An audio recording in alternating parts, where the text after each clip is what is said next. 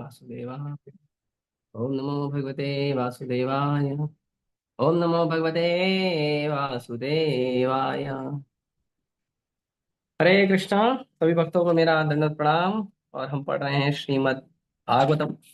और श्रीमद् भागवतम में हम पढ़ रहे हैं स्कंद 1, अध्याय 5 और श्लोक संख्या 14। 14 है ना?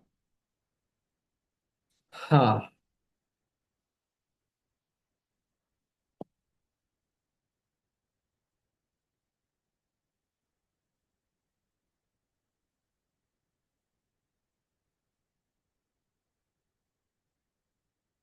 ततः अन्यथा किंचिन किञ्चिद्यद्विवक्षितः पृथक्।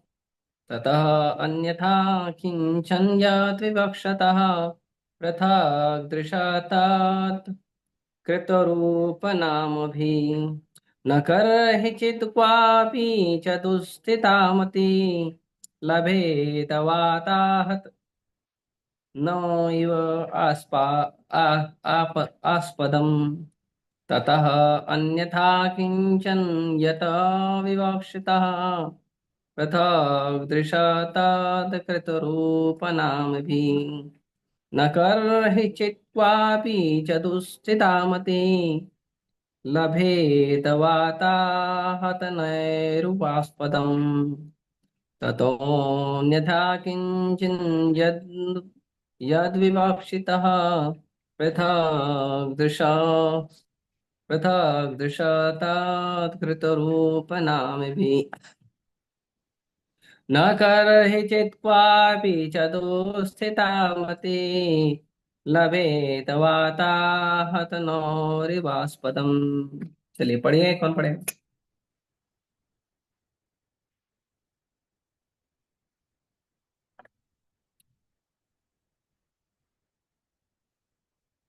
कोई नहीं। हरे कृष्ण प्रभु। हम्म। ततोऽन्यथा किंचिन यद्विवक्षतः पृथक् दशस्तत्कृतरूपनामभिः। न करहि चित् क्वापि च दुःस्थितामति लभेत् वाताहतनोरिवास्पदम्। हरे कृष्ण। और कोई?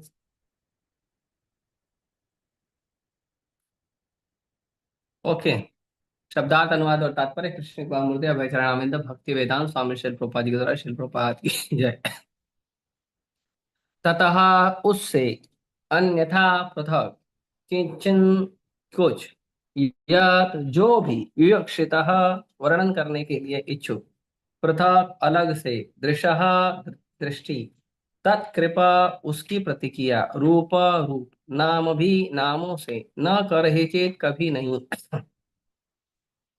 क्वापि कोई, च तथा, दुस्थितामति ही दोलायमान मन, लभेत प्राप्त करता है, वाताहत वायु से प्रताड़ित, नो नाव, इव सदृश आस्पदम स्थान। तुम भगवान के अतिरिक्त विभिन्न रूपों, नामों तथा परिणामों के रूप में जो कुछ भी वर्णन करना चाहते हो, वह प्रतिक्रिया द्वारा मन को उसी प्रकार आंदोलित करता है जिस प्रकार आश्रय विहीन नाव को चक्रवात आंदोलित करता है। तात्पर्य: श्री व्यासदेव वैदिक साहित्य के समस्त वर्णनों के संपादन करता है। अतएव उन्होंने अनेक प्रकारों से दिव्य अनुभूति का वर्णन किया है, यथा सकाम कर्म, मीमांसा, योग शक्ति तथा भक्तिमय सेवा। इसके अतिरिक्त उन्होंने विविध पुराणों में अनेक देवी देवताओं की विभिन्न रूपों तथा नामों से पूजा किए जाने की संस्तुति भी की है। इसका परिणाम यह हुआ कि जन सामान्य भ्रांत है कि वे भगवान की सेवा में अपना मन किस तरह स्थिर करें। वे आत्म साक्षात्कार के सही मार्ग को ढूंढने के लिए सदा भ्रांत रहते हैं। श्री नारद देव वेदव्यास जी द्वारा संकलित किए गए वैदिक साहित्य की इस त्रुटि विशेष पर बल दे रहे हैं, और इस तरह वे प्रत्येक वस्तु को केवल परमेश्वर से संबंधित करते हुए वर्णन करने के लिए कह रहे हैं। वस्तुतः भगवान के अतिरिक्त किसी भी वस्तु का अस्तित्व नहीं है। भगवान विभिन्न विस्तारों के रूप में प्रकट होते हैं। वे पूर्ण वृक्ष के मूल हैं। वे संपूर्ण शरीर के मानो उदर हैं। मूल में जल डालना ही वृक्ष को सींचने की सही विधि है।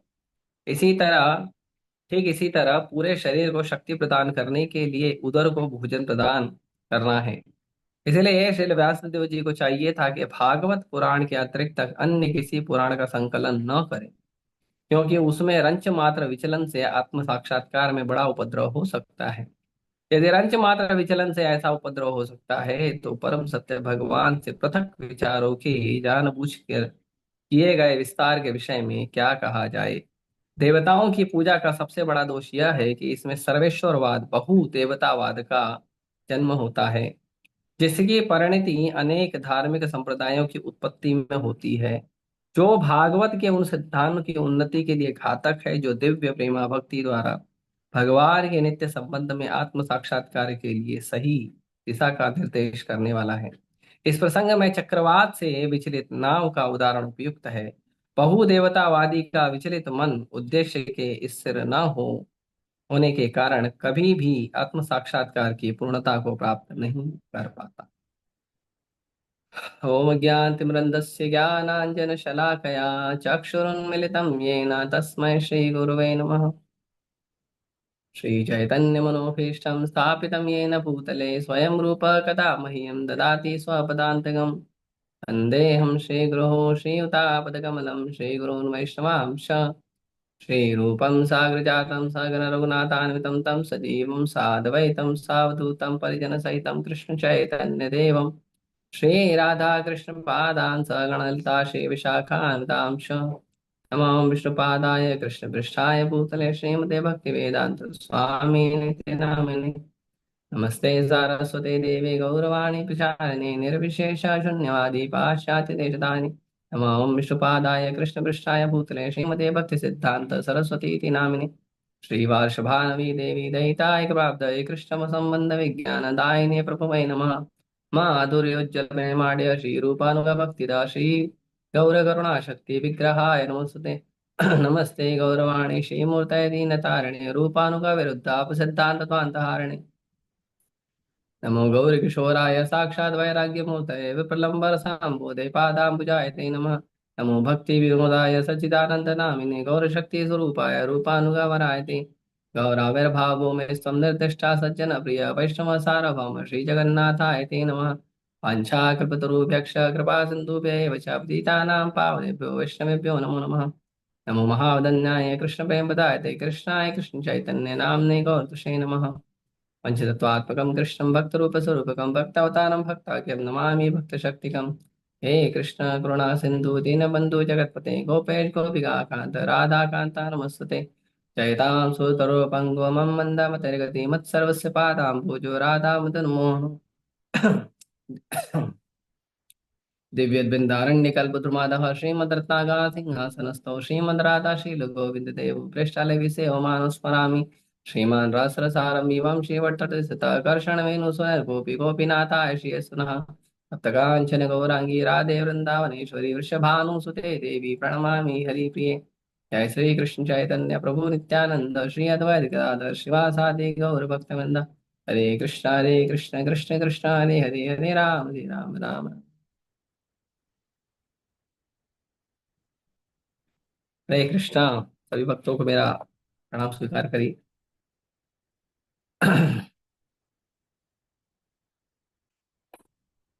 तो कई दिनों बाद मुझे ऑनलाइन आने का अवसर प्राप्त हुआ। हालांकि इससे हमें इस बात का अनुमान लगा लेना चाहिए कि हमारे हाथ में कुछ नहीं है। जब कोई व्यक्ति बीमार पड़ता है, तब उसे एहसास होता है कि वो जो शक्ति अपने शरीर के शक्ति का सामर्थ्य दिखा रहा है, वो शक्ति कुछ नहीं है। भगवान की दी हुई शक्ति है। और भगवान के दिए हुए शक्ति का के बल पर उसको लगता था कि ये मेरा बल है। लेकिन संसार में चाहे कोई भी व्यक्ति हो, चाहे कोई भी वस्तु हो, वो हर वस्तु का, हर व्यक्ति के जो बल के बल है वो भगवान है। हमारे पास जो बल है उस बल के बल भगवान है। सर्व कारण कारणम। संसार में जो कुछ भी होता है, जिस किसी भी चीज के बल पर होता है, उस बल के कारण जो है कृष्ण है। तो कृष्ण परम भगवान, उनके कृपा से ही हमें आभास होता है। इसीलिए कभी कभी बीमारी आना भी अच्छा होता है। बीमारी आना अच्छा इसलिए होता है ताकि हमें पता तो चले कि जिस शरीर के बल पर हम अहंकार कर रहे हैं, जिस सुंदरता के बल पर हम अहंकार कर रहे हैं, जिस वाणी के बल पर हम अहंकार कर रहे हैं, वो असली में कृष्ण द्वारा दी गई है। और कृष्ण अगर उसे थोड़ा सा डैमेज कर सकते हैं तो रोक भी सकते हैं। तो इसीलिए बीमारी आना ये एक अच्छा संकेत है, शुभ संकेत है, जहाँ पे व्यक्ति को इस बात का आभास होता है, इस बात का साक्षात्कार होता है कि मैं सर्वे सर्वा नहीं हूँ। इसके बारे में मैं एक उदाहरण देता हूँ। एक हमारे हैवीवेट हैवीवेट चैंपियन जो बॉक्सर थे, वो हैवीवेट चैंपियन थे, बॉक्सिंग करते थे। भारत के बहुत पुराने हैं, उनका नाम है मोहम्मद अली जिन्ना। नहीं, मोहम्मद अली जिन्ना, मोहम्मद अली जिन्ना नहीं, जिन्ना तो पाकिस्तान का पार्टीशन कराए थे। मोहम्मद अली उनका नाम था। तो जो मोहम्मद अली है, मोहम्मद अली जो है, वो हमेशा उनका जो स्लोगन था, जैसे कोई भी अच्छा खेलने वाला व्यक्ति होता है ना, अच्छा जो प्रदर्शन करता है, उसका अपना एक स्लोगन बना देता है। तो वैसे ही उसने अपना स्लोगन बनाया था, आई एम द ग्रेटेस्ट, मैं सबसे महान हूँ। उसने अपना एक स्लोगन बनाया था, वो इसलिए क्योंकि वो जहां भी हैवीवेट में जाता था तो वो लड़ाई लड़ता था, तो उसको ज्यादा लड़ना नहीं पड़ता था। मुक्केबाजी में वो था, तो मुक्केबाजी में वो दो तीन मुक्का किसी को मार देता था, सामने वाला धराशायी। क्योंकि कितना भी बड़ा, पूरे संसार में कोई कितना भी बड़ा शक्तिशाली ताकतवर व्यक्ति हो, वो एक दो मुक्का तीन मुक्का मार के उसको खत्म कर देता था, पूरा मैच जीत जाता था। तो इसीलिए वो हमेशा बोलता था आई एम द ग्रेटेस्ट, क्योंकि उसके दो तीन मुक्के के आगे कोई टिक नहीं पाता था। बहुत बहुत विशाल, उनको जगत में बहुत क्या कहते हैं, ख्याति प्राप्त हुई। लेकिन वही मोहम्मद अली जब बीमार पड़े, थोड़ा बुढ़ापा आया, बीमार पड़े, तो उनको पैनक्रिया, पैनक्रिया नाम का एक रोग हो गया। पैनक्रिया में ऐसे ऐसे हाथ कांपते रहते हैं, जो ज्यादा मोबाइल चलाते हैं ना, उनके हाथ ऐसे ऐसे कांपते हैं। मतलब बुढ़ापे में होगा, अभी तो ठीक है, अभी चला लो मोबाइल, बाद में बुढ़ापे में आपको मालूम पड़ेगा। तो इसीलिए कम से कम अपने मोबाइल को 12 घंटा आराम दे दिया करो, ठीक है? नहीं तो मोबाइल आपको परेशान करेगा। तो मोहम्मद अली जिन्ना, उनका हाथ ऐसे ऐसे कांपता था, और वो एक गिलास पानी ऐसा उठा के पी नहीं सकते थे, ऐसे ऐसे तो होता था, वो छलक जाता था, एक गिलास पानी नहीं पी सकते थे। तो जब वो बीमार पड़े इस तरह से, और उनको रिपोर्टर ने आके पूछा कि अब आपका क्या कहना है, आप तो कहते हो आई एम द ग्रेटेस्ट। उन्होंने कहा मैं अभी भी बोलूंगा आई एम द ग्रेटेस्ट, लेकिन पहले मैं एक शब्द नहीं जोड़ता था इसके साथ, अभी मैं वो एक शब्द जोड़ता हूँ। उन्होंने कहा क्या शब्द है? उन्होंने कहा फूल। आई एम द ग्रेटेस्ट फूल, मैं सबसे बड़ा मूर्ख हूँ, जो भगवान की सत्ता को चुनौती दे रहा था कि मैं सबसे शक्तिशाली हूँ। आज भगवान ने अपनी शक्ति खींच ली है, देखो मैं पड़ा हूँ बिस्तर पे। इसीलिए बीमारी वगैरह आना भी एक शुभ संकेत है, कम से कम भक्तों को और सामान्य लोगों को ये तो बात का एहसास हो जाए कि सारी शक्ति जो है वो शक्तिमान पूर्ण पुरुषोत्तम भगवान की है ना। ये शुभ संकेत था, भगवान ने एहसास दिलाया। बहुत भक्त बोल रहे थे प्रभु जी आप अच्छा लेक्चर देते हैं, अच्छा लेक्चर देते हैं। अभी पता चल गया ये लेक्चर कहाँ से आ रहा था, भगवान की दी हुई शक्ति से। ठीक है, तो अभी हम चलते हैं हमारे आज के विषय वस्तु पे। ये थोड़ा सा मुझे साक्षात्कार हुआ इस बात का, तो मैंने कहा आज बांट लेता हूँ। तो आज चलते हैं तथा, तो यहाँ पे कहते हैं ततः अन्यथा किंचन यत विवक्षितः पृथक दृश तत् कृत रूप। तो कहते हैं कि उससे पृथक किंचन, जो कुछ भी विवक्षिता वर्णन करने के लिए है, अलग है, दृश्य दिख रहा है, और या प्रतिक्रिया हो रही है, या रूप है, या नाम है, न कर ही चेत, कभी नहीं होना चाहिए। क्वापि कोई च तथा दुस्थितामति दोलायमान मन, हमारा जो मन है यहाँ भटकते रहता है, लभेत प्राप्त करता है, वायु से प्रताड़ित नाव इदृश आस्पदम। तो कहते हैं कि भगवान के अतिरिक्त विभिन्न रूपों, नामों तथा परिणामों के रूप में जो कुछ वर्णन करना चाहते हो, वह प्रतिक्रिया द्वारा मन को उसी प्रकार आंदोलित करने वाला है, जिस प्रकार आश्रय विहीन नाव को चक्रवात आंदोलित करता है। तो यहाँ पे एक बहुत, जो भागवतम है, जो शास्त्र है हमारे, वो हमेशा एग्जाम्पल देकर बात करते हैं, बिना एग्जाम्पल के बात नहीं करते हैं। है ना, मतलब भगवान ने बोल दिया ऐसा तो बस यही बात है, नहीं, ऐसा नहीं है। वो हमेशा क्या करते हैं, वो भगवान ने बोला है तो क्यों बोला है और उसका कैसे संबंध है, शास्त्र ऐसे बताए जाते हैं। किसी भी व्यक्ति को आप बोलो भगवत गीता में भगवान ने ऐसा कहा है, भागवतम में ऐसा कहा है, तो उसको प्रमाणित करने के लिए हमारे पास ठोस उदाहरण होने चाहिए। एक प्रचारक, जो दक्ष प्रचारक है, वो प्रचारक अच्छे से प्रचार इसलिए कर पाता है, क्यों? क्योंकि वो हर वस्तु के पीछे एक उदाहरण दे सकता है। अगर वो उदाहरण नहीं दे पाएगा तो फिर वो अच्छा भक्त कैसे बनेगा, वो अच्छा प्रचारक कैसे बनेगा? ऑब्वियसली मैं भी अभी तक अच्छा प्रचारक बना नहीं, प्रयास कर रहा हूँ, लेकिन अच्छा प्रचारक या अच्छा भक्त बनने के लिए ये बहुत जरूरी है कि हमारे पास उदाहरण हमेशा तैयार होने चाहिए, जो भी हम भगवान के ज्ञान को बताएं। तो इसके पहले के श्लोकों में जो अ, वर्णन किया गया है 12-13 श्लोकों में, तो उसमें वर्णन है कि आत्म साक्षात्कार का ज्ञान समस्त भौतिक आसक्ति से रहित होने पर भी शोभा नहीं देता, यदि वह अच्युत भगवान के भाव से शून्य हो। मतलब अगर आपके, हमारे पास भौतिक ज्ञान या भौतिक शक्ति का भी विचार नहीं है, हम पूरी तरह से विरक्त मन है हमारा, हमारा मन संसारी चीजों में नहीं लग रहा है, लेकिन संसारी चीजों से केवल मन हटने का मतलब नहीं होता है कि हम मुक्त हो गए। मुक्त होने का मतलब है संसारी वस्तुओं से मन बाहर निकल के कृष्ण के चरण में मन लगना। वीडियो थोड़ा ब्लर हो रहा है, एक मिनट, हाँ, मैं इसको ठीक करता हूँ।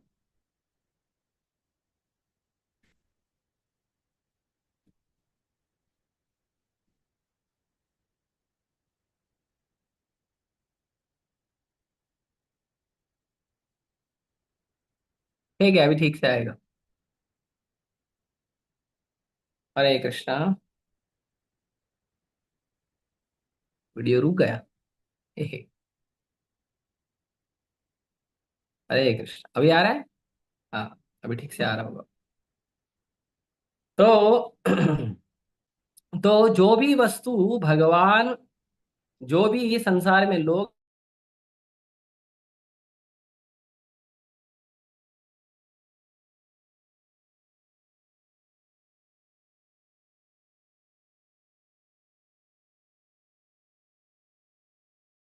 भगवान की भक्ति के लिए काम न आ सके, और जो स्वभावतः प्रारंभ से ही दुखप्रद और क्षणिक होते हैं, तो कहते हैं फिर ऐसे कर्मों का, ऐसे सकाम कर्मों का हम क्या बात करें।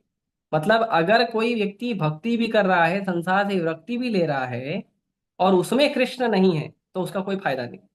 तो कहते हैं फिर संसार के काम का, संसार के जो कर्मी जीवन है, उस कर्मी जीवन का हम क्या बात करें, जिसमें शुरुआत में, अंत में और बीच में हर जगह दुख ही दुख है, और दुख होने के बावजूद वो भगवान की सेवा में लग नहीं पा रहा है।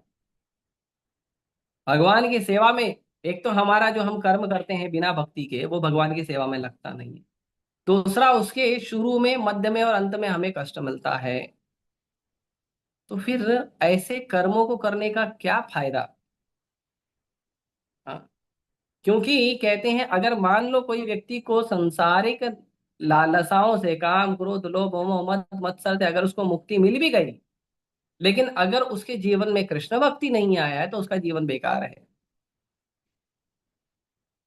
तो जो काम क्रोध लोभ मोह मत मत्सर से पूरा भरा पड़ा है और कर्मी जीवन जी रहा है, और कृष्ण का कहीं लेना देना ही नहीं है संसार में, तो फिर ऐसे बेकार जीवन के बारे में और क्या कहा जाए। हाँ, तो ये कहते हैं आगे 13 नंबर श्लोक में, कहते हैं, हे व्यासदेव, तुम्हारी दृष्टि सभी तरह से पूर्ण है, तुम्हारी उत्तम ख्याति निष्कलुष है, तुम अपने व्रत में दृढ़ हो और सत्य में स्थित हो, अतएव तुम समस्त लोगों को भौतिक बंधन से मुक्ति दिलाने के लिए भगवान की लीलाओं के विषय में समाधि के द्वारा चिंतन कर सकते।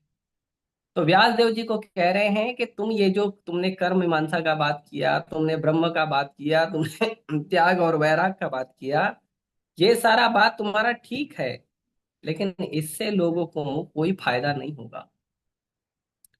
शास्त्रों में भले कर्म के बारे में बताया है, ध्यान ज्ञान योग के बारे में बताया है, शास्त्रों में भले किसी और पूजा अर्चन विधि के बारे में बताया है, देवी देवताओं के बारे में बताया है, भले बताया है, लेकिन उसका कोई फायदा नहीं है, क्योंकि उसमें कृष्ण नहीं है।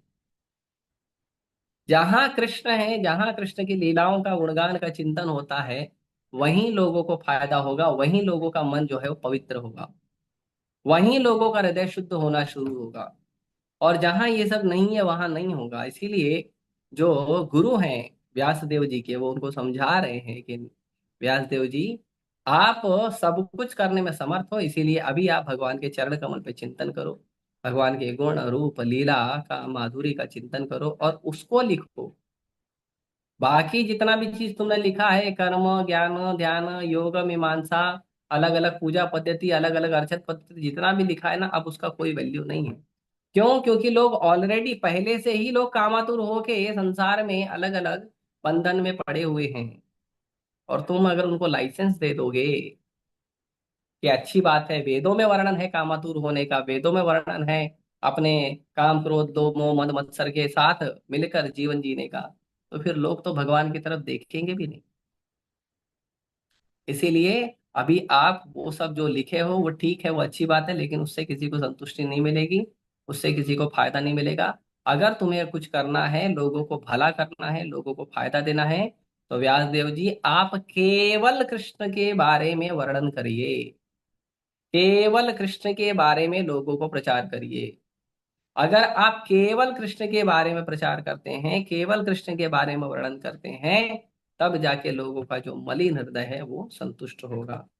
और अब यहाँ पे वर्णन करते हैं कि भगवान की जो लीला लीला है, नाम रूप गुण परिणाम का जो भगवान का लीला है, उस लीला को नहीं सुनने वालों का क्या होता है।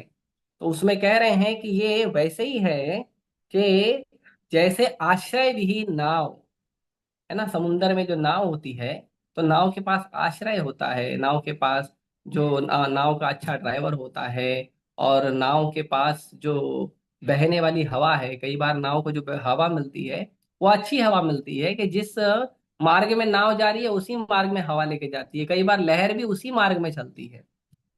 लेकिन जब लहर नहीं चल रही है, नाव जिस मार्ग में जा रहा है उस मार्ग में लहर नहीं चल रही है, लहर उल्टे मार्ग में चल रही है या और कहीं चल रही है, हवा जो है वो नाव के फेवरेबल नहीं है, वो नाव के अनुकूल नहीं है, वो जिस तरफ नाव जाना चाहती है वहां के अनुकूल नहीं है, नाव का कैप्टन अवेलेबल नहीं है, नाव कैसे चलाया जाएगा, उसका जो चप्पू चलाने वाला जो वो व्यक्ति है वो अवेलेबल नहीं है, ड्राइवर अवेलेबल नहीं है, नाव कैसे चलेगा। और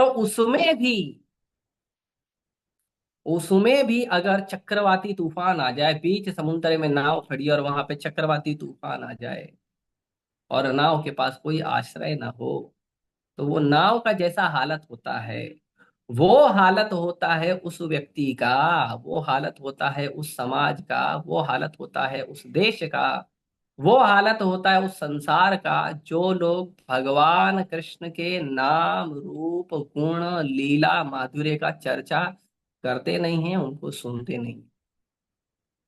जो लोग भगवान कृष्ण के बारे में सुनते नहीं हैं, बोलते नहीं हैं, भगवान की मधुर मधुर लीलाओं का आस्वादन नहीं करते हैं, ऐसे लोगों का जो जीवन है वो कैसा है?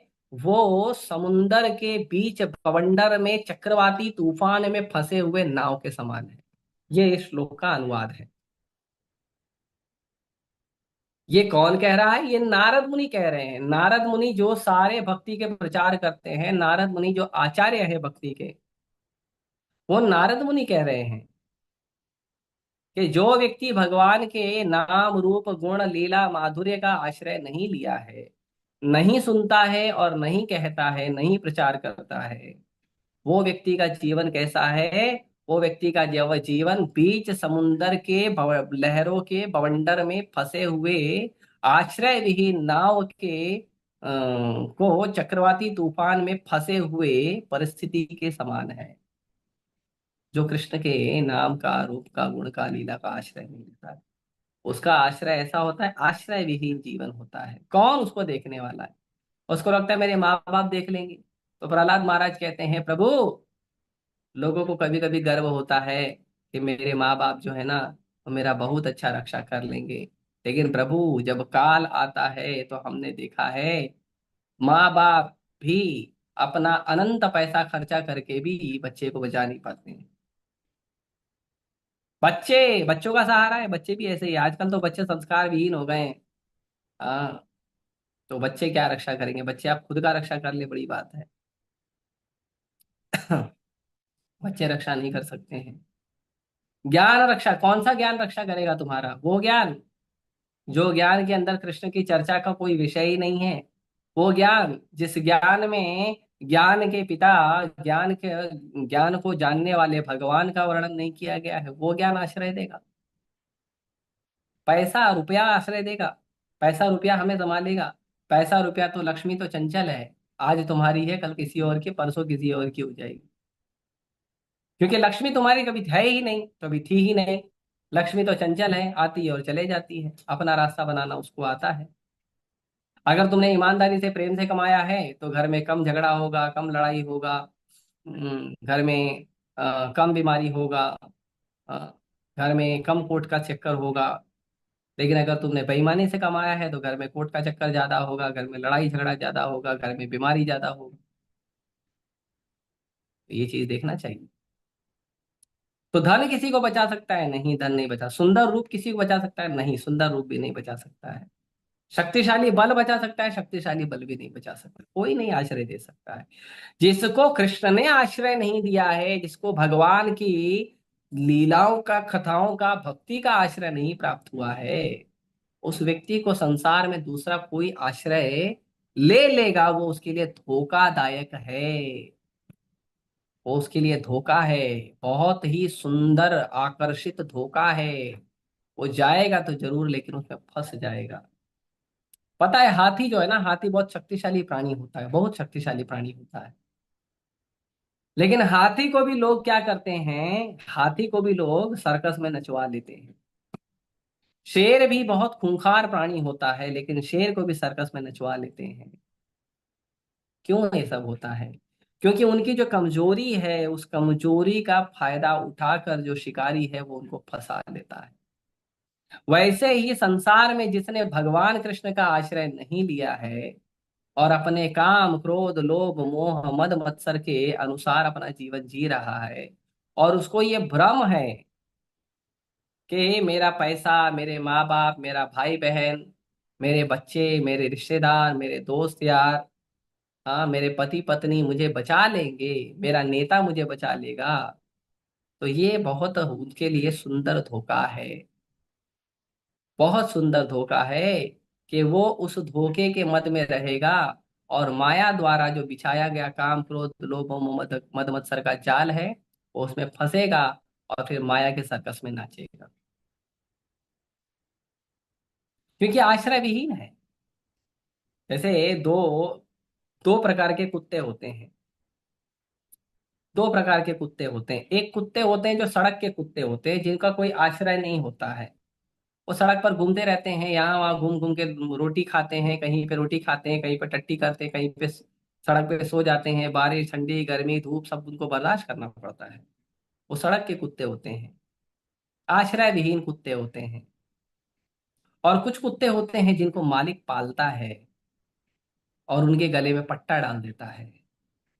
तो जो कुत्तों के गले में पट्टा होता है, वो कुत्ते को अगर थोड़ी सी बीमारी पड़ जाए तो मालिक उसके लिए चिंतित हो जाता है। वो कुत्ते को खाना मिला कि नहीं मिला, वो मालिक उसका चिंता करता है। वो कुत्ता ठीक जगह पे सोए, अच्छी जगह पे, साफ सुथरी जगह पे रहे, उसका मालिक ध्यान रखता है। लेकिन जो आश्रय विहीन कुत्ता होता है, जो सड़क का कुत्ता होता है, उसको कोई वैल्यू नहीं। उसको कोई भी व्यक्ति चलते फिरते मारता है। आज जो व्यक्ति बिस्किट खिला रहा है, हो सकता है कल वही व्यक्ति उसको डंडा से मारेगा। उसका कोई आश्रय नहीं होता। तो प्रभुपाद जी कहते हैं ये जो है ना कंठी है ना, ये है गले का पट्टा। ये कंठी क्या है? ये गले का पट्टा है। हम कृष्ण के दास हैं, हम कृष्ण के कुत्ते हैं। हमको कृष्ण ने अपने पट्टे से बांधा है और कृष्ण ने हमें आश्रय दिया है। हम अनाथ नहीं हैं, हम सनाथ हैं। अनाथ और सनाथ में अंतर होता है। हम अनाथ नहीं हैं। हम, हमारे नाथ हैं, हमारे स्वामी हैं, हमारे गुरु। हमारे नाथ, हमारे स्वामी हैं, हमारे भगवान। हम अनाथ लोग नहीं हैं, सड़क पर कभी कर्म के चक्कर में पड़ने वाले, सड़क पर घूमने वाले, अपना जीवन जैसे तैसे व्यतीत करने वाले। कभी लगता है कि मुझे माँ बाप का आश्रय मिल जाएगा, कभी लगता है मुझे बच्चों का आश्रय मिल जाएगा, कभी लगता है पति पत्नी का आश्रय मिल जाएगा, कभी लगता है दोस्त यार का आश्रय मिल जाएगा। और ना जाने किसका किसका आश्रय लेने के लिए संसार में कहाँ कहाँ भटकते हैं, और किसका किसका जो है पूंछ को अच्छे से सहलाने का काम करते हैं, उसका चरण धोने का काम करते हैं। लेकिन कोई आश्रय नहीं देता। हर व्यक्ति केवल मतलब से ही आश्रय देता है। यदि आप उसका मतलब पूरा करो तो आपको आश्रय है, और अगर आप उसका मतलब पूरा ना करो तो आपका उसके जीवन में कोई अर्थ नहीं। तो ये आश्रय विहीन जीवन है। और ये आश्रय विहीन जीवन जो व्यक्ति जिएगा वो हमेशा दुखी रहेगा। वो हमेशा संसार के जो संसार के अंदर जितने भी परेशानियां हैं, दुख है, उन सारे परेशानियों और दुखों के चक्रवाती तूफान में वो हमेशा दुखी रहेगा। और हमेशा वो प्लान बनाते रहेगा कि मैं आज दुख में हूं, कल कैसे सुखी हो जाऊंगा। कल प्लान बनाएगा, फिर वो प्लान सक्सेसफुल होने के बाद फिर वो देखेगा अरे मैं ये प्लान बना के भी दुखी हो गया। फिर कल दूसरा प्लान बनाएगा, फिर कल तीसरा प्लान बनाएगा, फिर कल चौथा प्लान बनाएगा। पर कभी सुखी नहीं हो सकता है। क्यों नहीं हो सकता है? क्योंकि भगवान भगवत गीता में बहुत ही स्पष्ट कहते हैं। भगवान कहते हैं दैवी येषा गुणमयी मम माया दुरत्यया। भगवान कहते हैं मेरी माया जो है ना गुणमयी है। सतोगुण रजोगुण तमोगुण का गुण से बना हुआ ये माया है। तो भगवान कहते हैं ये गुणमयी माया है। और भगवान कहते हैं ये माया कैसी है? दुरत्यया। दुरत्यया मतलब जितना आप सोच सकते हो कि माया आपके बारे में बुरा करेगी, माया उससे कहीं ज्यादा बुरा करने के लिए तैयार खड़ी है।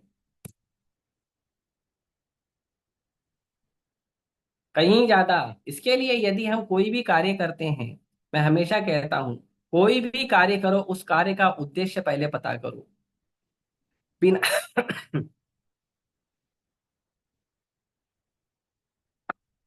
बिना किसी भी कार्य के उद्देश्य को जाने और ये समझे बिना कि वो उद्देश्य सही रास्ते पे लेके जा रहा है या गलत रास्ते पे लेके जा रहा है, किसी भी कार्य को छूना नहीं चाहिए। किसी भी ऐसी आदत को हमको नहीं बनाना चाहिए जिस आदत के बारे में हमें नहीं पता है कि ये आदत हमारे जीवन को सही मार्ग में ले जाएगी या गलत मार्ग में लेके जाएगी। ऐसी कोई आदत नहीं बनानी चाहिए। ऐसा कोई कार्य नहीं करना चाहिए जिस कार्य के कारण हमारी दिशा के बारे में हमें नहीं पता हो कि हम सही जा रहे हैं या गलत जा रहे हैं। नहीं करना चाहिए, भले वो शास्त्र प्रमाणित हो, भले उसके अंदर शास्त्रों का प्रमाण हो कि शास्त्रों के अनुसार ऐसा है। नहीं नहीं, मत करिए। क्योंकि शास्त्र की जो चेतना है, शास्त्र की चेतना अलग अलग है, और आप कितना शास्त्र को समझोगे। हम्म? कितना शास्त्र को हम समझेंगे। तो इसके लिए हमें क्या करना चाहिए? इसके लिए हमें पहले उद्देश्य प्राप्त करना चाहिए। उसका सही उद्देश्य क्या है उसको जानने का प्रयास करना चाहिए। जब तक हमें नहीं पता है कि जो कार्य हम कर रहे हैं उस कार्य का परिणति किस रूप में होगा, वो कार्य पूरा होने के बाद हमें सही या गलत किस रूप में पता चलेगा, तब तक हमें वो कार्य नहीं करना चाहिए।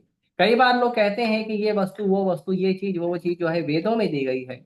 नहीं, वेदों में दी हुई चीजों को भी आप उतना मत मानिए। क्यों? क्योंकि यहाँ पे नारद मुनि एकदम क्लियर कह रहे हैं कि तुमने वेदों का, कर्म मीमांसा का, हर चीज का रचना किया है, लेकिन फिर भी लोग जो हैं दुखी रहेंगे अगर उन्होंने भगवान कृष्ण के चरण कमल का आश्रय नहीं लिया। हम्म? तो इसीलिए हमें ये चीजों को समझना चाहिए कि हमें इन चीजों को समझना चाहिए कि हम क्या कर रहे हैं। एक मिनट, हाँ।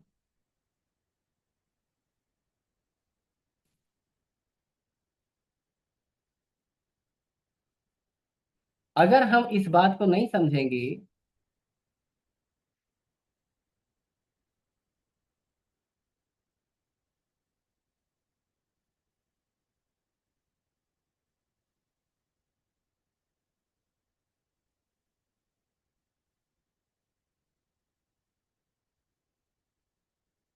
अगर हम इस बात को नहीं समझेंगे कि जो कार्य हम कर रहे हैं वो कार्य हमें सही मार्ग में लेके जा रहा है या गलत मार्ग में लेके जा रहा है, और बिना सोचे समझे किसी ने कह दिया, किसी से सुन लिया, या हमारे घर में यही तो परंपरा चल रही है, अगर इसके अनुसार किया है तो वो कार्य हमेशा आपको गलत रास्ते पे लेके जाएगा, क्योंकि आपको पता ही नहीं है उसके बारे में कि वो सही है या गलत है।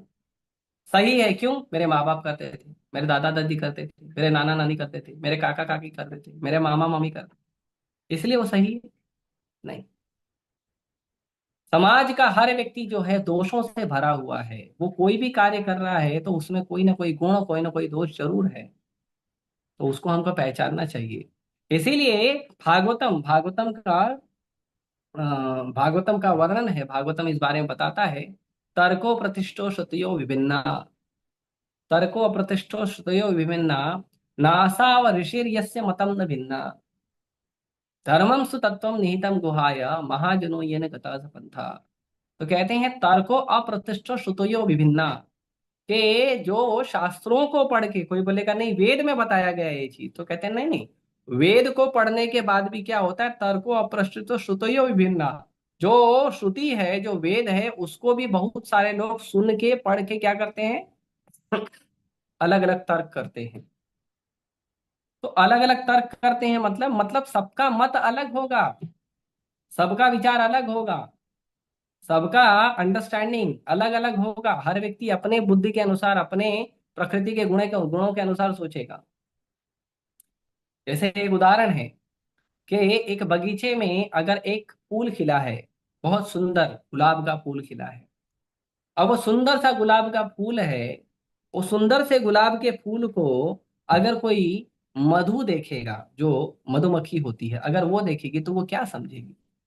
वो समझेगी मेरा पराग निकालने के लिए, मेरे छत्ते के लिए जो फूल का पराग निकालना है, उसके लिए ये बहुत उपयुक्त फूल है। उसी फूल को अगर कोई बकरी देखेगी तो उसको क्या लगेगा, ये मेरा बहुत सुंदर नाश्ता है। उसी फूल को यदि वो फूल का माली देखेगा, वो जो बगीचे का माली है, वो क्या देखेगा, वो गुलाब को देखेगा तो बोलेगा ये मेरा 10 रुपया है। उसी फूल को यदि कोई प्रेमी देखेगा, प्रेमी या प्रेमिका देखेंगे, तो वो क्या समझेंगे, वो ये समझेंगे ये मेरे प्रेमी के लिए सबसे उपयुक्त उपहार है, आज मैं उसको देख आज मैं उसको उपहार दूंगा गुलाब का फूल। और उसी गुलाब के फूल को यदि कोई भगवान का भक्त देखेगा तो वो बोलेगा ये भगवान के चरण कमल में चढ़ाने के लिए बहुत सुंदर फूल है। फूल एक है, लेकिन उस फूल को देखने की लोगों की दृष्टि अलग अलग है। वैसे ही शास्त्र एक हैं, लेकिन शास्त्र को जितने लोग पढ़ते हैं उतने लोगों का सबका अलग अलग मन है शास्त्रों में। तो श्रुतयो विभिन्ना, तो इसीलिए लोग अलग अलग तरीके से सुनते हैं, अलग अलग तरीके से तर्क करते हैं, और अलग अलग तरीके से उसका विचार बनाते हैं। नासा और ऋषि यस्य मतम न भिन्ना, इसीलिए ऋषि ऋषि या मुनि ऋषि या मुनि उन लोगों को कहा जाता है जिनका मत एक दूसरे से मिलता नहीं है। ये कुछ और बोलेगा तो वो कुछ और बोलेगा, तो वो कुछ और बोलेगा तो वो कुछ और बोलेगा। तो अगर शास्त्रों को अलग अलग पढ़ने वाले लोग अलग अलग तर्क देते हैं, अलग अलग बात बताते हैं, तो हम किसकी माने, सही क्या है? तो कहते हैं धर्मम सुतत्वम निहितम गुहाया, धर्म जो है केवल चर्चा करके समझने का विषय नहीं है, धर्म बहुत डीप अंडरस्टैंडिंग है। धर्म का मतलब होता है धर्म के उद्देश्य को पूरा करना, धर्म के पिता भगवान श्री कृष्ण की सेवा करना, यह है धर्म का उद्देश्य। धर्म के पिता भगवान श्री कृष्ण की सेवा करना, धर्म के पिता भगवान श्री कृष्ण के बताए गए धर्म के नियम के अनुसार अपना मनुष्य जीवन जीकर अपने मनुष्य जीवन में आत्म साक्षात्कार को प्राप्त करके भगवान कृष्ण का चरण कमल प्राप्त करना, ये धर्म है। तो धर्म का जो बात है वो बहुत डीप है, वो ऊपर से देखने पे पता नहीं चलेगा। आप देवी को, देवता को, भगवान को फूल क्यों चढ़ाते हो? ऐसे ही चढ़ाते, सब चढ़ाते हो तो हम भी चढ़ा देते हैं। अगरबत्ती क्यों जलाए, ऐसे ही जला देते हैं। अगरबत्ती, धूप, दीप बत्ती जला देते हैं। आप उनको चढ़ावा क्यों चढ़ाते हैं, बोल नहीं सब लगाते हैं, हम भी लगा देते हैं। नहीं, ऐसे नहीं। उसका आपको विज्ञान पता होना चाहिए। धूप क्यों लगाते हैं, दीप क्यों लगाते हैं, कर्पूर क्यों जलाते हैं, फूल क्यों चढ़ाते हैं। हर चीज का विज्ञान पता होना चाहिए। और विज्ञान नहीं पता होगा तो क्या, तो गड़बड़ होगा। जैसे कई बार कहा जाता है जो फूल हमें प्राप्त होते हैं वो फूलों को या तो किसी पेड़ के नीचे डाल देना चाहिए, और या तो उसको समुद्र में डाल देना चाहिए, नदी में डाल देना चाहिए, बहते पानी में डाल देना चाहिए। क्यों डालना चाहिए, नहीं पता। बस पूर्वजों से परंपरा आ रही है, कर रहे हैं तो करना है। तो उद्देश्य पता होना चाहिए, मूल पता होना चाहिए। नहीं मूल पता है तो क्या होगा, तो हम गड़बड़ करेंगे। इसीलिए जो धर्म की बात है, जो भगवान की भक्ति की बात है, वो बहुत डीप है। और जब तक लोग ये नहीं समझेंगे ना, तब तक लोग अपने ही बनाए हुए सारी परिस्थिति के अंदर उलझे और फंसे रहेंगे। और जैसे असहाय नाव जो है चक्रवाती तूफान में संघर्ष करती है बचने का, और उसके अंदर बैठे हुए यात्री संघर्ष करते हैं कि किसी तरह से हमारा जीवन बच जाए, उसी तरह से संसार के लोगों का आज जीवन है। पूरी तरह से फंसे हुए हैं और बुरी तरह से परेशान हैं। तो धर्म का जब तत्व इतना गहरा है, तो हमको कैसे पता चलेगा भाई, हम तो साधारण लोग हैं। हम साधारण लोग हैं, हमें कैसे धर्म का तत्व पता चलेगा। तो कहते हैं महाजनो ये न गतः सपंथा।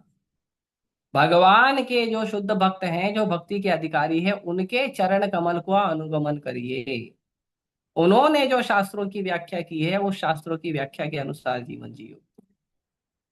उन्होंने शास्त्रों को पढ़ के, भगवान की भक्ति को करके जो अनुभूति की है, और उसके अनुसार उन्होंने जो शिक्षाएं दी है, उन शिक्षाओं के अनुसार हमें अपना जीवन जीना चाहिए। वही हमारा आश्रय है। और आप सभी को ये जानकर बहुत खुशी होगी कि जितने 12 के 12 महाजन हैं, ये सारे 12 के 12 महाजनों की जो शिक्षाएं हैं, उन शिक्षाओं के आधार पे इस्कॉन जो है वो प्रचार कर रहा है। इस्कॉन 12 के 12 महाजनों की शिक्षाओं को लेकर चलता है। अपने मन से हम कुछ नहीं बताते हैं। ये जो लोग बोलते हैं ना इस्कॉन वाले अपने मन से बुक लिख दिए, नहीं, अपने मन से नहीं लिखते हैं। हम लोगों को धोखा देना नहीं जानते हैं। प्रभुपाद जी ने हमें धोखा देना नहीं कहा। प्रभुपाद जी ने कहा तुम अपने गुरु से दो शब्द सुनो और वही दो शब्द जाके रिपीट करो। अपने दिमाग का कचरा जाके मत बोलो लोगों को। मेंटल स्पेकुलेशन, अपने अपने मनोविचार जाके लोगों को मत दीजिए। आपका मनोविचार है क्या। तो ये बहुत महत्वपूर्ण है कि यदि शास्त्रों में, वेदों में भी, पुराणों में भी कोई बात दी गई है, जब तक वो बातें महाजनों की शिक्षाओं के द्वारा प्रमाणित नहीं होती है, उसको पालन नहीं करना चाहिए। नहीं तो आपको धोखा मिलेगा, नहीं तो आप फंसेंगे, नहीं तो आप दुखी रहेंगे। शिव जी की भक्ति क्यों करनी चाहिए, नहीं पता। क्योंकि शिव जी महादेव है, इसके लिए उनकी भक्ति करो। दुर्गा की भक्ति क्यों करनी चाहिए, नहीं पता। क्यों करनी चाहिए, क्योंकि दुर्गा जगदम्बा है, इसके लिए उनकी भक्ति करनी चाहिए। गणेश जी की भक्ति क्यों करनी चाहिए, नहीं पता। क्यों करनी चाहिए, क्योंकि गणेश जी सबके जीवन का दुख हरते हैं, तो हम उनकी भक्ति करेंगे तो हमारा दुख वो हर लेंगे। ऐसे कैसे हर लेंगे। गणेश जी का पूजा करो, उनके सामने बैठ के दारू पियो तो आपका दुख हर लेंगे, नहीं, आपके जीवन में एक्स्ट्रा क्रीम लेयर मार के दुख डालेंगे। हनुमान जी की भक्ति क्यों करना, बस ऐसे ही कर लेते हैं कभी कभी हनुमान भक्ति, हनुमान जी की भक्ति, क्योंकि राम जी दुनिया चले ना श्री राम के बिना, और राम जी चले ना हनुमान के बिना। तो हनुमान जी के बिना राम जी नहीं चलते हैं, तो क्या करना है, तो इसके लिए हम हनुमान की भक्ति करेंगे, राम की भक्ति करेंगे। बताइए। तो अगर इसलिए आप दुर्गा की, शिव की, हनुमान की, गणेश की भक्ति करते हैं, तो ये भक्ति है, ये तो आपका स्वार्थ है। भक्ति थोड़ी है। भक्ति में स्वार्थ थोड़ी होता है। भक्ति में केवल भगवान की सेवा का भाव होता है कि आप मेरे नाथ हो, आप मेरे स्वामी हो, और हम आपके सेवक हैं। और उनकी शिक्षाओं का पालन करना, शिव जी की शिक्षाओं का पालन करना, गणेश जी की शिक्षाओं का पालन करना, दुर्गा माता की शिक्षाओं का पालन करना, हनुमान जी की शिक्षाओं का पालन करना। हनुमान जी की शिक्षाओं का पालन करके विभीषण जो है वो लंका के राजा बने। हनुमान जी की शिक्षाओं का पालन करके सुग्रीव जो है वो किष्किंधा के राजा बने। लेकिन दोनों ने शिक्षाओं का पालन करके किया क्या? हनुमान भक्त बने? नहीं। हनुमान जी की शिक्षाओं को लेकर सुग्रीव और विभीषण दोनों राम भक्त बने, हनुमान भक्त नहीं बने। लेकिन हम लोगों का प्रॉब्लम देखिए, मुझे हनुमान जी अच्छे लगते हैं, राम जी अच्छे नहीं लगते। राम का नाम इसीलिए लेते हैं क्योंकि हमारे आराध्य भगवान जो है वो हनुमान जी है, इनके लिए हम उनकी भक्ति करते हैं।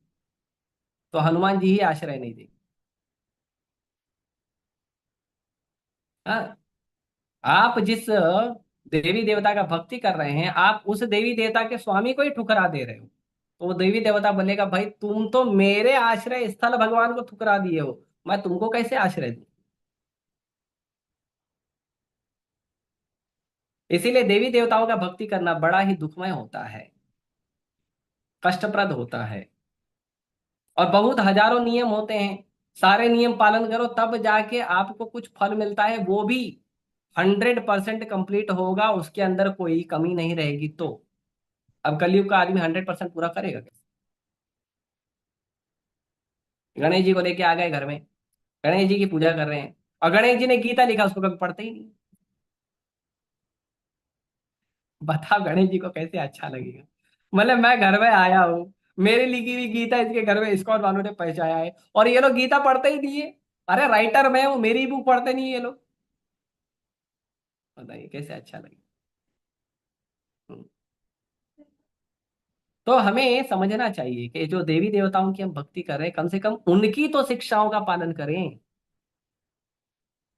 रामायण क्या है? रामायण शिव और पार्वती संवाद है। शिव जी ने माता पार्वती को रामायण सुनाया था, और उसमें शिव जी भगवान श्री राम को परम भगवान के रूप में बता रहे हैं। उनकी शिक्षाओं का पालन हम करते नहीं। शिव पार्वती की शिक्षा का पालन नहीं कर रहे हैं, गणेश जी की शिक्षाओं का पालन नहीं कर रहे, हनुमान जी की शिक्षाओं का पालन नहीं कर रहे। और हम बोलते हैं हम उनको देवी देवता मानते हैं, हम उनको भगवान मानते हैं। कैसे मानते हो आप? केवल अपने मनोभाव से? क्योंकि आपको अच्छे लगते हैं इसके लिए? क्योंकि वो पावरफुल है इसके लिए? क्योंकि उन्होंने आपको कुछ भौतिक लाभ दिया है इसके लिए? ऐसे ऐसे किसी का भक्ति करने का क्या फायदा? तो स्वार्थ है। असली भाव है कि मैं उनकी भक्ति भी कर रहा हूं और उनकी शिक्षाओं का पालन भी कर रहा हूं। हम प्रभुपाद जी को स्वीकार करते हैं गुरु के रूप में, तो प्रभुपाद जी की शिक्षाओं का पालन भी करते हैं। ऐसे भक्ति होनी चाहिए। हमारे आश्रय स्थल जो है गुरु हैं, और गुरु के आश्रय भगवान है, तो हम भगवान को भगवान के रूप में स्वीकार करेंगे, गुरु को गुरु के रूप में स्वीकार करेंगे। यह हमारा कार्य होना चाहिए। ना कि जो व्यक्ति हमको अच्छा लगता है, ना कोई बाबा हमको अच्छा लगा वही बाबा मेरा भगवान। ऐसा नहीं होता है। गुरु भगवान तुल्य होते हैं, लेकिन गुरु भगवान नहीं होते हैं। जैसे घर का बड़ा लड़का घर के पिताजी के तुल्य होता है, लेकिन वो पिताजी नहीं होता है। ऐसे ही गुरु जो है भगवान के तुल्य होते हैं, भगवान के समान होते हैं, लेकिन भगवान नहीं होते हैं। तो ये सारी वस्तु जो है हमें सीखना चाहिए, और हमें सीख कर समझना चाहिए। तो इसीलिए प्रभुपाद जी तात्पर्य में भी कह रहे हैं कि जो साधारण जन सामान्य है, अभी अलग अलग कर्म मीमांसा का बारे में बताया गया है। जो वेद व्यास जी ने शास्त्र पुराण वेद लिखे, उसमें अलग अलग कर्म मीमांसा के बारे में बताया गया है। योग शक्ति, भक्ति की सेवा, अलग अलग देवी देवताओं की पूजा बताया। तो लोग जो है ना भ्रम में आ गए, ये देवता भी अच्छा है, वो देवता भी अच्छा है, उसके गुण भी अच्छे हैं, इसके गुण भी अच्छे हैं। तो क्या हो गया है? अब सब लोग अपने अपने देवी देवताओं को पकड़ के उनकी पूजा करना शुरू कर दी, और सब फंसे हुए इसी भ्रम में। मेरा भगवान अच्छा है, मेरा भगवान अच्छा है, मेरा देवता अच्छा है, मेरा देवता अच्छा है। अब फंसे हुए। तो ऐसे भ्रम में पूरा संसार फंसा हुआ है। और ऐसे संसार के फंसे हुए लोगों को बचाने के लिए नारद मुनि कहते हैं कि कि आपने इन सारे शास्त्रों का रचना तो कर दिया, लेकिन लोग फंसे रहेंगे, लोग आगे नहीं निकलेंगे, क्योंकि उनको परम गति के बारे में नहीं बताया आपने, परम भगवान के बारे में नहीं बताया आपने, परम पुरुष के बारे में नहीं बताया आपने, परम देवता के बारे में नहीं बताया आपने, परम शक्ति के बारे में नहीं बताया आपने। आप अब उनका वर्णन करिए, ताकि संसार के जो भटक उठने वाले जीव हैं वो आत्म साक्षात्कार के मार्ग में जाने का विचार रखने के बावजूद किसी न किसी देवी देवता के चरण में जाके फंस गए हैं, उनको बाहर निकालिए। और केवल भगवान के गुण रूप लीलाओं का वर्णन करिए। तो नारद मुनि ने इस बात पे विशेष बल दिया कि ये गलती आपने की है व्यासदेव जी, कि आपने सारे देवी देवताओं को महान बता दिया है।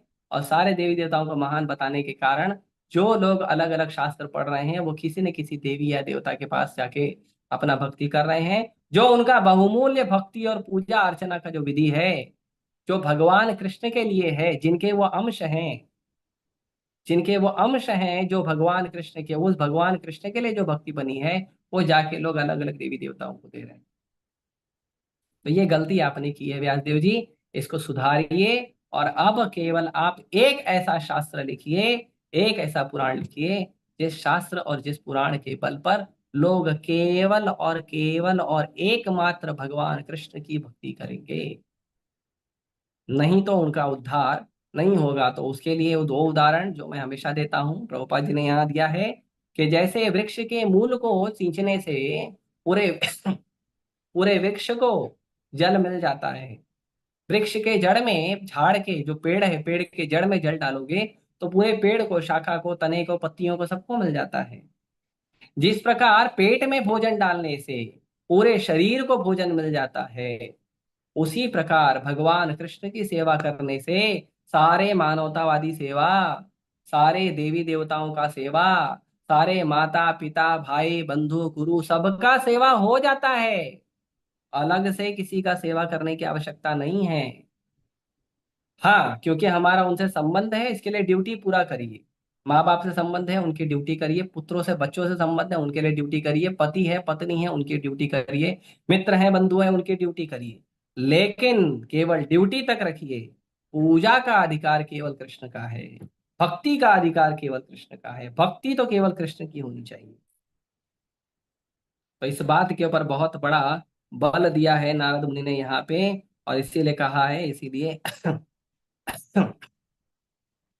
इसीलिए कह रहे हैं कि तुम्हें पहले तो कोई और शास्त्र लिखना ही नहीं चाहिए था, लोग कंफ्यूज हो गए हैं। तुमको लिखना था तो केवल भागवत पुराण लिखना था। चलो अब लिख दिए हो बाकी शास्त्र, लोगों के रुचि के अनुसार लिख दिए हो तो कोई बात नहीं। अब आप क्या करो, भागवत पुराण की रचना। भागवत पुराण की रचना जिसके अंदर केवल भगवान का जो है वर्णन किया गया है। नहीं तो ये जो अलग अलग पुराणों की आपने रचना की है, अलग अलग पुराण लिखे हैं, अलग अलग शास्त्र लिखे हैं, वेद लिखे हैं, उनके अलग अलग कर्म मीमांसा लिखी है, अलग अलग पूजा पद्धति लिखी है, उससे क्या हो रहा है? उससे बहु ईश्वरवाद हो रहा है, सर्वेश्वरवाद हो रहा है, कि सारे देवी देवता भगवान हैं, सारे देवी देवता समान हैं। और उसके वजह से लोग भगवान कृष्ण तक नहीं पहुंच पा रहे हैं। इसीलिए आपको लोगों को भगवान कृष्ण तक पहुंचाने के लिए एक ग्रंथ लिखना है, जिसमें एक्सक्लूसिवली केवल भगवान कृष्ण का वर्णन हो। तो इस बारे में उन्होंने व्यासदेव जी को मार्गदर्शन दिया है।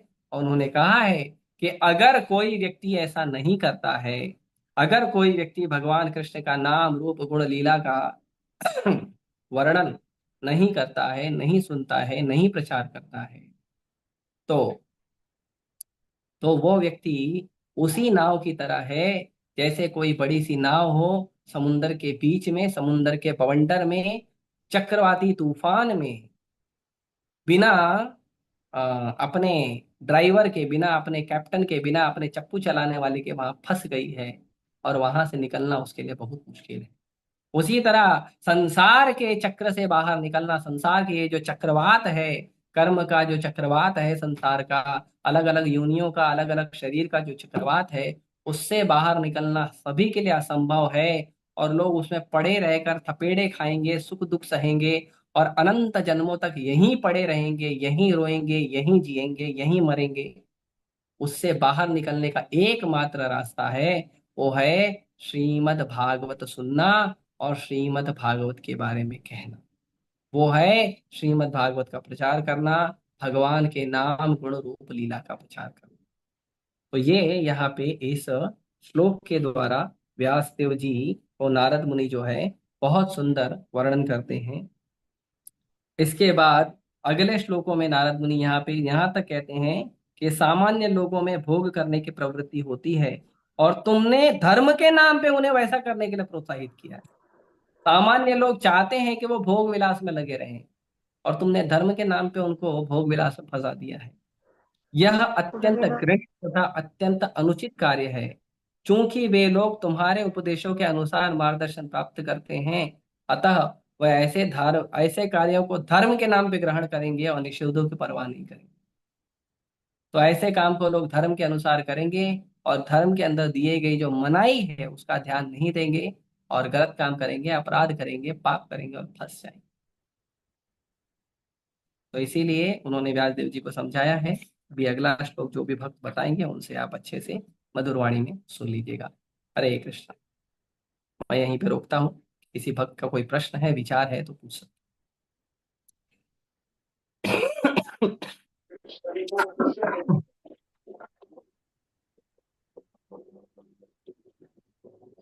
हरे कृष्णा। कोई भक्त कुछ कहना चाहते हैं क्या? हरे कृष्णा प्रभु जी, दंडवत प्रणाम। माता जी हरे कृष्णा। प्रभु जी, जैसे कि आज से नवरात्रि शुरू हुए हैं और हम्म। हम लोगों के मन में विचार आता है कृष्ण भक्ति के लिए, तो पूरा मन मतलब हो चुके हैं। जब से कथा सुनी है तब से, पहले तो हम नवरात्रि रखते थे, पर इस बार मन में विचार आ रहा है कि नहीं मैं भी रखेंगे। रखता था। पर मन में डर डर डर। हाँ जी। मैं भी रखता था नवरात्रि। हाँ यस प्रभु, मैंने जब से बचपन से अपना होश संभाला है, मैंने नवरात्रे अब तक रखती आई हूँ। पर इस बार मेरा मन, मतलब पिछली बार से मैंने सोच लिया था, जब से आपकी कथा सुनी है, हमें एक साल सुनते सुनते शायद हो जाएगा जनवरी में। पर लेकिन जब से अब इतना मन, मतलब वही रहता था कि करें क्या करें, क्या करें, तो रखते आए कि कुछ गलत ना हो जाए हमारे साथ में। अब इस पिछली बार हमने सोच लिया कि अब हम नहीं रखेंगे। फिर भी मन कह रहा है कि पहला लास्ट रख लेते हैं, पूरे 9 नहीं रखेंगे, पहला लास्ट रख लेते हैं। क्या करें, मन को कैसे समझाएं, सच है या गलत है? माता दुर्गा जो है वो वैष्णवी है, दयालु माँ है। हम माता दुर्गा के बच्चे हैं, और माता दुर्गा भगवान कृष्ण की बहुत अनन्य भक्त है। तो हमें क्या करना चाहिए, अगर हमारा इच्छा कर रहा है माता दुर्गा का उपवास रखने का, रख लीजिए। लेकिन उपवास रखने का मतलब नहीं है फिर वो आप जो कार्य करते थे उनके माता जी के गुणगान के लिए, और जो उनकी पूजा ये सब करते थे, और पूरा उसी में समय बिता दो, नहीं। आप वो सब करिए, उनको धूप दीप नैवेद्य करिए आप। लेकिन माता जी सबसे ज्यादा प्रसन्न होगी आपके हरे कृष्ण महामंत्र जप करने से। माता जी सबसे ज्यादा प्रसन्न होगी आपकी कृष्ण भक्ति करने से, कृष्ण के जो शिक्षा है उनके ग्रंथों को पढ़ने से। भगवत गीता है, भागवतम है, उसको पढ़ने से उससे माता जी ज्यादा खुश होगी। उससे गणेश जी ज्यादा खुश होंगे, उससे शिव जी ज्यादा खुश होंगे, उससे हनुमान जी ज्यादा खुश होंगे। नहीं तो नहीं तो आप उनको कितना भी धूप दीप नैवेद्य, अभी हनुमान जी हैं, उनको कोई बोलता है हनुमान जी को बूंदी के लड्डू चढ़ाने हैं, कोई बोलता है मोतीचूर के लड्डू चढ़ाने हैं, कोई बोलता है उनको सिंदूर लगाना है, सब लीपा पोती कर दिया। और एक बार राम नहीं बोला, हनुमान जी क्या बोलेंगे, यार कैसा आदमी है तू, पूरा शरीर में मेरे सिंदूर लपेट दिया, मेरे को लड्डू का भोग लगा रहा है, तू राम का नाम नहीं लेता है, मैं कैसे स्वीकार करूं तेरे को, बता। तो हनुमान जी को नहीं अच्छा लगेगा ना, गणेश जी को, दुर्गा माता को, शिव जी को नहीं अच्छा लगेगा ना। तो अगर करने का मन है तो कर लीजिए, हम ये नहीं बोल रहे हैं कि उपवास मत करिए। वो भी वैष्णव हैं, इतने महान वैष्णव हैं, उनका उपवास रखना रख लीजिए। लेकिन उसका पद्धति यही है, हरिनाम करिए, ग्रंथों को पढ़िए, ये उसका पद्धति है। ठीक है। और बाकी उनको उनको आपको धूप दीप करना चाहते हैं तो वो कर दीजिए फोटो रख के, उसके लिए कोई मना नहीं। ठीक है। यस प्रभु जी, यस प्रभु जी, वही करते हैं, बस धूप दीप करते हैं। पहला जो सब करते थे वो सब तो छोड़ दिया है हमने, जब से हमने आपकी कथा सुनी है और ये भागवतम जब से सुनते हैं, बस और थोड़ा दुर्गा मैया का पूजा एकदम के भर तो भर फिर के कुछ किलो नहीं किलो में करते हैं। आशीर्वाद आएगा आपके पास। टेंशन मत लीजिए। और ठीक है। और क्या कहते हैं, बस वही है ना, फिर पहले लास्ट हम लोग रख सकते हैं ना। पहला लास्ट क्या, आप 9 दिन रखिए, वो उसमें कोई आपत्ति नहीं है। लेकिन जितने भी उपवास हैं सारे उपवास की माँ जो है वो है एकादशी। तो अगर आपने एकादशी रख लिया तो और कोई उपवास नहीं रखेंगे तो उससे कोई अपराध नहीं लगता है। ठीक है। यस प्रभु जी, एकादशी तो हम बहुत सालों से रखते हैं, हाँ, कम से बस कम 10 एकादशी रखना शुरू कर साल दिए हो गए हो ना। तो किसी देवी देवता का उपवास नहीं रखोगे तो भी चलेगा, वो सब खुश हैं आपसे। अब हरे आप कृष्ण decide प्रभु करिए जी। आपको रखना है नहीं रखना है। ठीक है। धन्यवाद हरे हरे प्रभु कृष्ण जी, प्रभु हरे जी, दंडवत कृष्ण। प्रणाम। हाँ माता जी दंडवत प्रणाम। जी, जैसे उन्होंने माता जी ने बोला कि नवरात्रि का उपवास, तो मैं भी मतलब कृष्ण भक्ति के साथ नवरात्रि उपवास भी रखती हूँ। और मतलब माला जाप, मतलब 16 माला भी करती हूँ, और मतलब कृष्ण की जो दिनचर्या वो कर लेती हूँ। और अभी नवरात्रि चालू है तो मैं उनका भी जैसे अखंड ज्योत और 9 दिन का उपवास रखती हूँ। तो मतलब अभी उसमें क्या करूँ मैं, मार्गदर्शन कीजिए आप। आप रखें तो भी चलेगा, नहीं रखें तो भी चलेगा। ऐसे उसके लिए आप कोई चिंता, मतलब ये। आप ऑलरेडी कृष्ण की भक्ति कर रहे हैं तो दुर्गा माता का ऑलरेडी आपको किलो किलो में भर के आशीर्वाद आ जाएगा। आप चिंता मत करिए।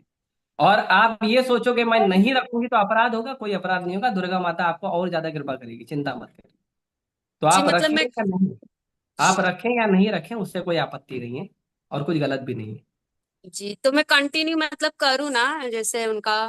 जैसा आपको ठीक लगे। पर मैं एकदम क्लियर बता दिया हूँ, कृष्ण भक्ति कर रहे हो अलग से उनकी भक्ति करने की आवश्यकता नहीं है। और अच्छा एकादशी उपवास रख रहे हो तो अलग से कोई उपवास रखने की आवश्यकता नहीं है। बाकी मर्जी आपकी, अगर आपका मन नहीं मान रहा तो रखिए।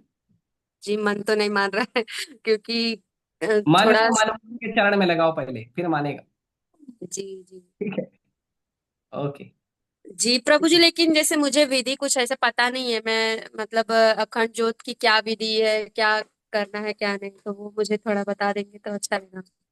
अखंड ज्योत ये सब जो विधियां हैं वो लगाया जाता है कि हर समय उनके सामने दीपक जलता रहे, हर समय वहां पे एक सात्विक वातावरण बना रहे, इसीलिए अखंड ज्योत ये सब जलाया जाता है। ठीक है। जी अगर आप रखते हो तो ठीक है, नहीं रखते हो बाबूजी तो कोई। बाबूजी।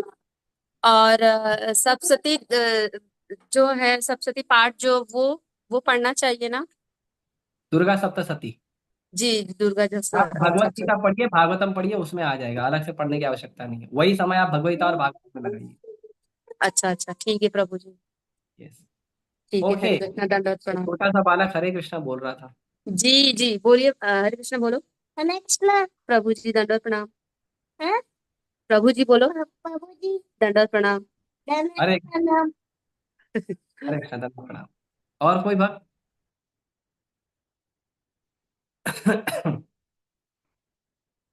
और कोई भक्त कुछ पूछना चाहते हैं?